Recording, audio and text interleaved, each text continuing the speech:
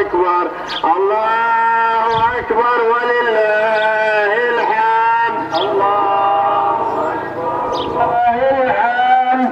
الله أكبر الله أكبر الله أكبر لا إله إلا الله أكبر لا إله إلا الله أكبر لا إله إلا الله لا إله إلا الله الله أكبر الله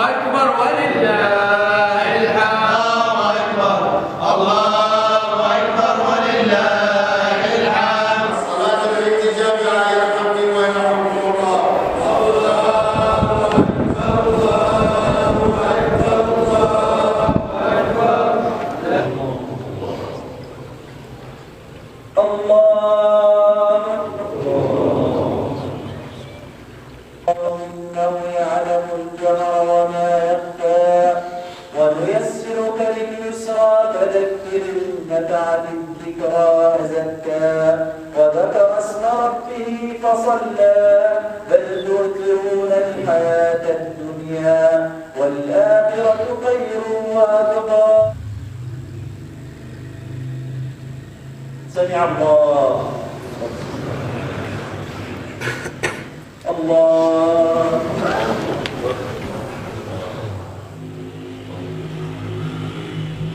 أفلا ينظرون إلى الإبل كيف خلقت.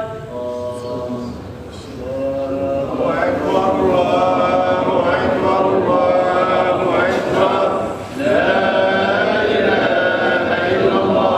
الله أكبر الله أكبر الله أكبر الله أكبر الله أكبر. كبروا أيها الأخوة حتى تصل تكبيراتكم على السماء.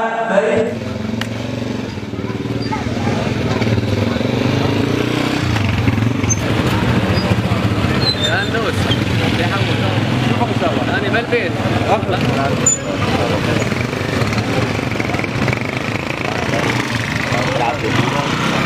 عاد علينا العيد في هذا العام ونحن ننتظر هذه الفرحة مهما كان يعترينا من حزن ومشاكل ومعاناة في منطقة حماة المحررة، لكنه يعود علينا بالفرحة.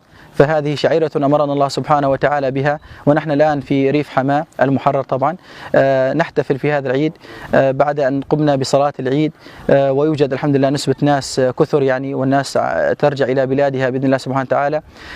بعد أن قمنا بصلاة العيد الآن نتجه إلى زيارة بعضنا في البيوت كما تعودنا واعتاد أجدادنا.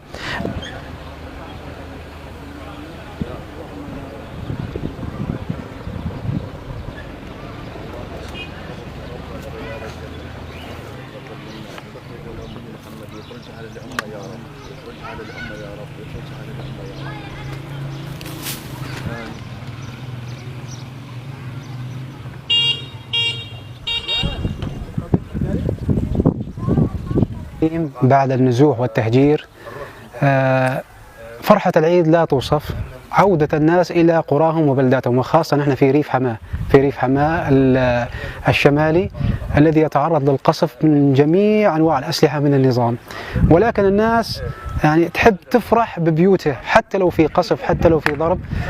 فرحة العيد لا توصف، تعود الناس من المخيمات إلى بيوتهم لكي يفرحوا مع أهاليهم وأقاربهم ويزوروا أمواتهم في هذه المناسبة المباركة.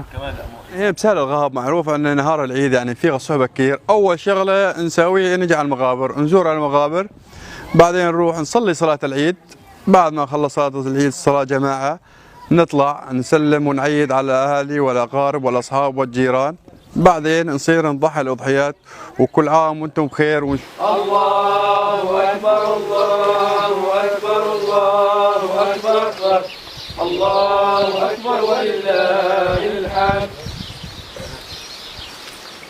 موجود في إسرائيل؟ تقبلها منها كما تقبلتها من نبيك وخليك إبراهيم ومن نبيك محمد صلى الله عليه وسلم.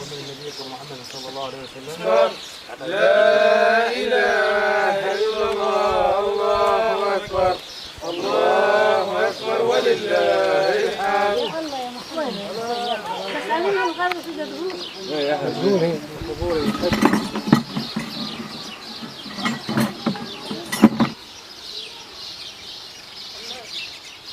أخي الكريم، بالنسبة لغلاء الأضاحي نسبة قليلة من البشر تستطيع شراء الأضاحي، والنسبة الكثيرة لا يملكون القدرة أن يشتروا أضاحي لغلائها.